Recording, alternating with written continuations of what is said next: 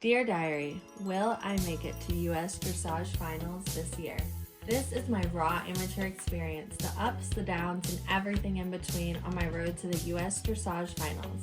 Please like and subscribe to follow the journey. So here we are in the tack room, episode 2. We did not want to come today. It was snowing at 7 a.m. really bad. The Louisiana girl in me was like, I quit right now. We waited, the snow stopped, the roads got safe again, and we drove out. I put on my World Equestrian sweatshirt because this is where finals was last year. So I was like, Madeline, I can't do it, but we need to do it. This documentary is now keeping us accountable. By the way, so this is Madeline, our videographer and editor. She is a native horse girl here in Westchester. Like in the videos, that's who I'm talking to all the time.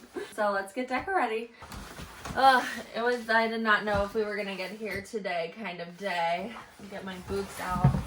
We are going to work on some pretty specific things this riding lesson.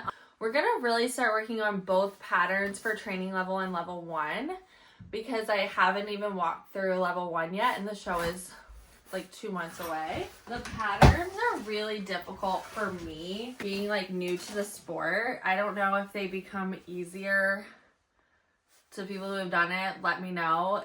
Like I can kind of see how you learn different moves, as I call them, like dance moves, like the leg yield and the canter leg yield in and out. And like you can like piece it together once you know the moves. But for me, being so new to the whole thing, it's really hard to memorize the dance is what I call it. So let me just tell you guys, because I had to learn this. So dressage is when you show a class, there's a test for training level 1, level 2, and that's your test, and you go and you ride the test. I call the test a dance because it's like what it is. It's like learning the dance. And for every level, I think there's like 2 or 3 tests, and that's a good question. We'll ask Lisa like why we're doing the particular test we're doing for each level. Like for example, when I showed training level, I did training level test 3. I don't know. I just thought it was so good starting out. But we're again doing that with level 1. We're doing level 1 test 3. So we will ask Lisa why that is the test we're doing when we see her. Loves hat and carrots. It's the horse's favorite thing. Well, big mama. Is that the spot? Oh, I love you, big mama. Oh. Always start out with a little massagey. These are literally the boots with the fur. Backing it up. Backing it up. After she warms up a little bit at the walk, let's run through the first level test 3. Have you looked at it at all? Yeah, I have questions for the test. My biggest concern in the test right now would be pretty much the two. Okay, we'll start from the top. Okay, you come in, you halt, salute, center, and then after that, you come to this corner over here. Yeah. And you like go diagonal across. Are you sitting that trot? Like No. Okay. So you can stand or sit through the whole test, except for in the stretchy trot, then you have to post. I would recommend just sitting, like where you feel like it helps you to sit, and then posting the rest of the test, just so you don't get tired, but you can sit as much as you want. You can how much did you ever sit in the training level tests? No. Okay. Only posted all of training level. Okay. Do you feel more comfortable sitting or posting? That's better. Relaxed in your seat, lower back, thighs. Yeah, good. And then think for the halt, you just close your thighs a little bit. Yeah, super. Good.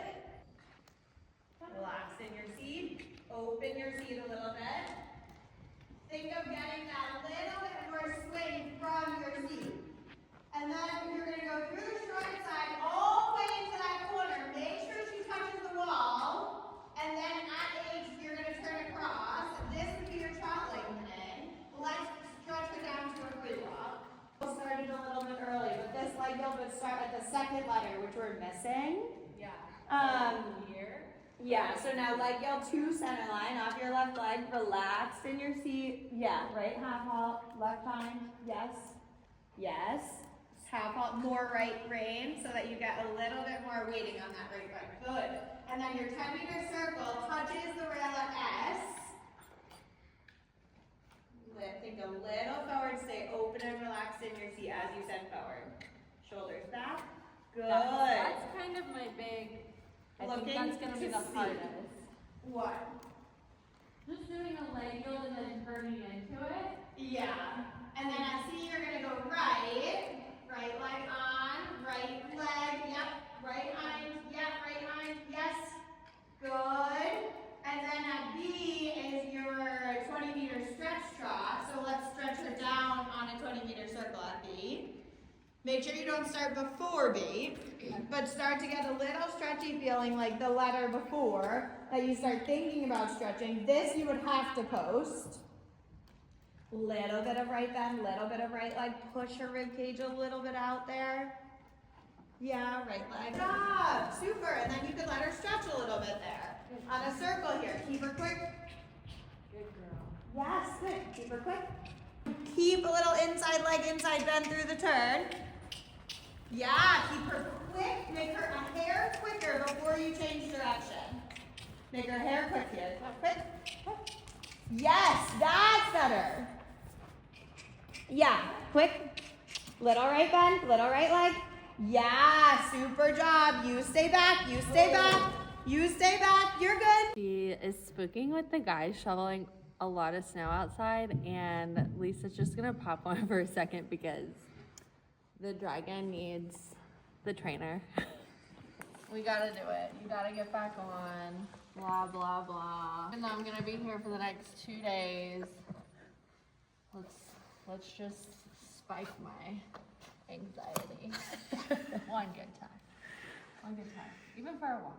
Good, and now you can collect the trot a little bit. Now you have a little bit of a engine. Now you can ask her to half halt a little bit back onto her butt and keep that push. Keep your shoulders back. Keep your pelvis a little bit open, allowing her to keep reaching forward. Yes. Super there. Yeah, and then push a little again. Yeah, push, push, push. Good girl. Yes, there. Super. I am really proud that I got back on. Got back on is kind of dramatic. It's not like I fell off or something. I think it's like reality to show sometimes we get scared. Like, it sucks that I love a sport so much, and sometimes it terrifies me, and I have huge goals, and you love what you love, and you learn to overcome fears. It's my favorite thing about horses. You learn life lessons doing this. Like, I'm a better wife coming here. I'm a better sister. This is my therapy. I'm a better mother. I learn life lessons with every horse, not just Deca. But today was not scary. You know, I got scared, but it wasn't scary. There was no scary moment. I got in my head, and then life, you get in your head, and you learn how to get out of it. Because at the end of the day, most things are just not a big deal. Our spooky horses and whatnot, she's not one of them. I have my unicorn. Oh, I'm sorry. There. Thanks for following this week, episode 2. We're on the road to finals. This is where we're at today, and I hope to see you next week. Like and follow for more. This is how I study for a test. This is first level test 3. That's what I'm going to be showing. This is Amelia Newcomb's YouTube, and I find it really helpful because lengthen stride in canter. I don't know what animation this is, but it's super easy to follow. Basically, because I'm really new to this, it takes me a while to learn a test. I put this on and I try to memorize about a minute of it at a time. Usually 3 to 4 minutes, so I'll do it over a couple days. I will draw it out to visualize it, and then I'll write in my words what is going on, because I have this printed out. This is the first level test 3. The words that they're going to use, but being new to dressage, some things can seem a little confusing just in different language. For example, just like some of the single loop things would throw me off. Do better when I can see it. Tell myself what's going on, double check it, which is pretty cool. And that is how I study for these tests, learning something new. It's a little difficult. Shout out to Amelia Newcomb's YouTube. It's super awesome and learning dressage stuff. Pretend to draw it and see if I understand it. I do actually, this is a training level one that I've done. And I'll draw them over and over again. And then to save paper, I try to draw about a test a day on my iPad, which I have in a different clip. I sit down with my iPad and my iPencil and I kind of just draw through the test very like in my head, almost artistically, like I'm just flowing. But then I'm also like really thinking in my head, like, okay, I'm getting in this corner. This is when I would canter. I'm reading the test to myself. For instance, in training level, it always is something I say in my head. On the reverse, it's like, and canter between A and K. Always just like thinking that. I'm thinking, okay, and strike the trot at C. Go out to M, X, F. Thinking that in the ride, but I'm also thinking it as I draw it out. And that's one of the ways that I study. Once I know the test, or I'll piecemeal the test to myself and just be able to draw like the first quarter of the test and say it out loud or say it in my head. Right now, with the possibility of showing 3 tests, I'm trying to draw a test, maybe multiple tests, at least once a day so that I just know I have the pattern, because it is something where it's like, you have the pattern and you know it, but then you get on top of your horse. And then for me, I'm just like, wait, what's the pattern? What's left? What's right? Sometimes I literally feel dyslexic when it comes to dressage. I'm like, what direction am I going again?